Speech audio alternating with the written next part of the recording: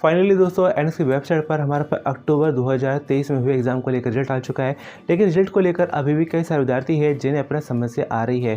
तो इस समस्या क्या है और इस समस्या का क्या हल है, तो इस चीज़ को मैं आपको बारी बारी आपको बताऊंगा, ताकि एनएक्स को लेकर जितनी भी आपको हेल्प हो सके मैं आपकी हेल्प करने की कोशिश करूँ। तो बारी बारी जो प्रॉब्लम है उसको डिस्कस करते हैं। तो दोस्तों सबसे पहले तो समस्या ये आ रही है कि आप में से बहुत से विद्यार्थी है जो अपना रिजल्ट चेक करने की कोशिश कर रहे हैं, लेकिन अपना रोल नंबर जैसे वहाँ पे अपना सबमिट करते हैं तो वहाँ पर रिजल्ट आपका शो होता ही नहीं है, बल्कि अलग से ही एक मैसेज शो हो जाता है कि this roll number is not found. मतलब कि आपका रिजल्ट शो नहीं हो रहा है। इसकी क्या वजह बनती है? तो इसकी पहली वजह बनती है कि आप हो सकता है कि अपना गलत रोल नंबर डाल रहे हो। तो आप एक बार अपना आईडी कार्ड पर एनरोलमेंट नंबर अपना चेक लीजिएगा, ताकि आप अपना सही रोल नंबर डालें। क्योंकि आप गलत रोल नंबर डालोगे तो या तो किसी और का रिजल्ट शो होगा या फिर अपना देखा जाए रिजल्ट शो होगा ही नहीं।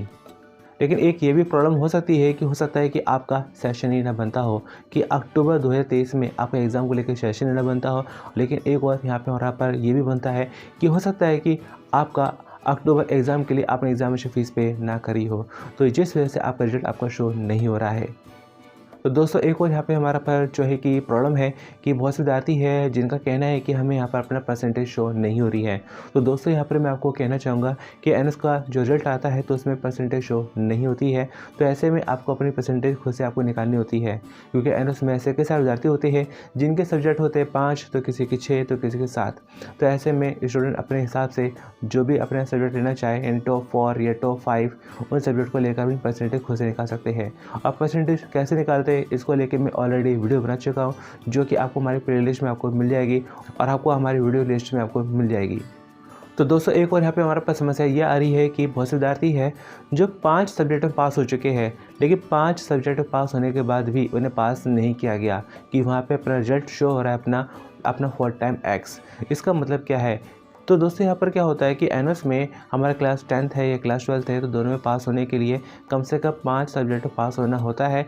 लेकिन इसकी भी कुछ कंडीशन बनती है कि आपको कम से कम एक लैंग्वेज में आपको पास होना होता है। अब मैक्सिमम 2 ही लैंग्वेज काउंट होती है, यानी कि अगर आपने जो 5 सब्जेक्ट आपने पास करे हैं, अगर उसमें कोई भी लैंग्वेज वाला सब्जेक्ट नहीं है, सारे 5 के 5 सब्जेक्ट नॉन लैंग्वेज है, तो ऐसे में आपको पास नहीं किया जाएगा।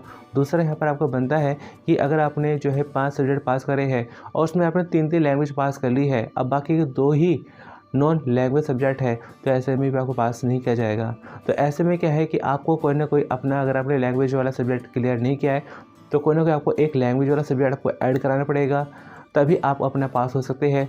और इसके अलावा अगर आपने 3 लैंग्वेज आपने क्लियर कर ली है, तो ऐसे में आपको एक सब्जेक्ट आपको और क्लियर करना पड़ेगा जो नॉन लैंग्वेज हो, तभी आप अपना जो है कि 10th या 12th अपना पास हो सकते हैं। तो दोस्तों एक और यहाँ पे समस्या ये है कि बहुत से विद्यार्थी है जो अपना रिजल्ट चेक कर रहे हैं, लेकिन उन्हें अपना जो रिजल्ट है पूरी तरह से शो नहीं हो रहा है, क्योंकि आप में से ऐसे बहुत से विद्यार्थी थे जिन्होंने अपना टीओसी लेकर एडमिशन लिया। तो ऐसे में जिन सब्जेक्ट में टीओसी लिया वो उन सब्जेक्ट के जो मार्क्स है या जो भी अपना वो सब्जेक्ट है वो रिजल्ट में शो हो ही नहीं रहे हैं। इसकी वजह क्या है? तो दोस्तों यहाँ पर मैं आपको कहना चाहूँगा कि अगर आपने टीओसी लेकर अपना एडमिशन लिया था, तो ऐसे में ज़रूरत होती है कि अपनी जो फेल मार्कशीट है आप अपना एनएस के हेड ऑफिस में जरूर सबमिट कराएं। जी हाँ, जब अपना एनएस के हेड ऑफिस में अपनी फेल ओरिजिनल मार्कशीट अपना सबमिट कराएंगे, तभी आपको टीओसी वाले सब्जेक्ट आपको रिजल्ट में शो होंगे, तभी आपको रिजल्ट में आपको टीओसी वाले सब्जेक्ट आपको मिलेंगे। तो दोस्तों एक और यहाँ पे हमारा समस्या ये है कि जो रिजल्ट आता है तो रिजल्ट में क्या होता है कि या तो पास लिखा आता है या फिर लिखा आता है हमारा पर जो है कि फोर्थ टाइम एक्स। तो इस फोर्थ टाइम का एक्स का मतलब होता है कि आप पास नहीं है, यानी कि आपके रिजल्ट में ऐसा कुछ ना कुछ है, आपके सब्जेक्ट में ऐसा कुछ ना कुछ है जिस वजह से आप पास नहीं है। तो जो विद्यार्थी पास नहीं होते हैं तो ऐसे में उनके रिजल्ट में फोर्थ टाइम एक्स शो होता है। इसके अलावा देखा जाए बहुत से विद्यार्थियों का अपना एक कन्फ्यूजन होता है कि अपना क्लास 10th में डेट ऑफ बर्थ शो हो रही है, लेकिन क्लास 12th में डेट ऑफ बर्थ शो नहीं हो रही है। तो इस चीज़ को लेकर भी मैं आपको कहना चाहता हूँ कि अपना क्लास 12th में जो है डेट ऑफ बर्थ शो नहीं होती, कि जब हमारा क्लास 10th का रिजल्ट आता है तो उसमें डेट ऑफ बर्थ में शो हो जाती है, लेकिन क्लास 12th में डेट ऑफ बर्थ शो नहीं होती है, क्योंकि क्लास 12th में डेट ऑफ बर्थ हमारी वही मानी जाती है जो क्लास 10th में होती है। तो ये कोई प्रॉब्लम वाली बात नहीं है, आपकी डेट ऑफ बर्थ वही मानी जाएगी जो आपकी क्लास 10th में है। तो दोस्तों एक और यहाँ पे समस्या ये आ रही है कि आप जब अपना रिजल्ट वगैरह चेक कर रहे हैं तो वहाँ पर कई जगहों पर आपको शो हो रहा है AB। तो इस AB का मतलब क्या होता है? एब्सेंट। हो सकता है कि आपके थ्योरी एग्ज़ाम को लेकर या प्रैक्टिकल एग्ज़ाम को लेकर या फिर कहीं भी आपको शो हो रहा है तो AB, तो इस AB का मतलब होता है अपना एब्सेंट। लेकिन दोस्तों यहाँ पर एक और समस्या आती है कि बहुत से विद्यार्थी है कि वो अपना रिजल्ट चेक करने की कोशिश कर रहे हैं और रिजल्ट में वहाँ पे अपना शो हो रहा है अपना RL या NC या RW। तो इसका मतलब क्या है कि वैसे तो देखा जाए कि एब्रिविएशन बहुत सारे हैं, लेकिन यहाँ पर मैं आपको जो है कि मेन जो एब्रिविएशन है आपको वो बताना चाहता हूँ कि अगर आपके रिजल्ट में अगर अपना NC आ रहा है तो इस NC का मतलब होता है कि अभी उनके पास जो है आपके रिजल्ट को लेकर पूरा डाटा अभी मिला नहीं है। और RL का मतलब भी काफ़ी हद तक यही होता है कि रिजल्ट लेटर, मतलब कि आपको थोड़ा सा वेट करने की जरूरत पड़ेगी और आपका रिजल्ट कुछ टाइम बाद अपना आ जाएगा। तो NC वाले और RL वाले स्टूडेंट अपना ज़्यादा ना घबराएं, आपको ज़रूरत है कुछ दिन वेट करने की। तो हो सकता है कि 1 दिन 2 दिन या हफ्ते भर में आपका रिजल्ट वगैरह आ जाए।